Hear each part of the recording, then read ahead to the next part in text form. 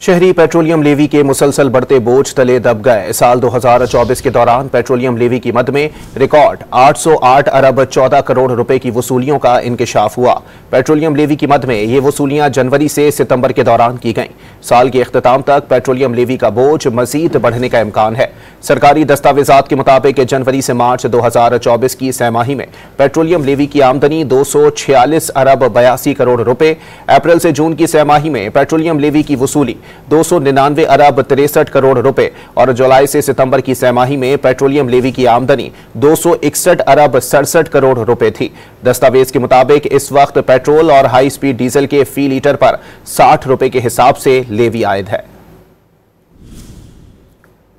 शहरी petroleum levy के मुसलसल बढ़ते बोझ तले दब गए। साल 2024 के दौरान पेट्रोलियम लेवी की मद में रिकॉर्ड 808 अरब 14 करोड़ रुपए की वसूलियों का इंकशाफ हुआ।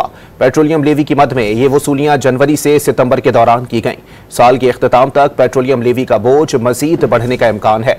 सरकारी दस्तावेजात के मुताबिक जनवरी से मार्च 2024 की सहमाही में पेट्रोलियम लेवी की आमदनी 246 अरब 82 करोड़ रुपए, अप्रैल से जून की सहमाही में पेट्रोलियम लेवी की वसूली 299 अरब 63 करोड़ रुपए और जुलाई से सितंबर की सहमाही में पेट्रोलियम लेवी की आमदनी 261 अरब 67 करोड़ रुपए थी।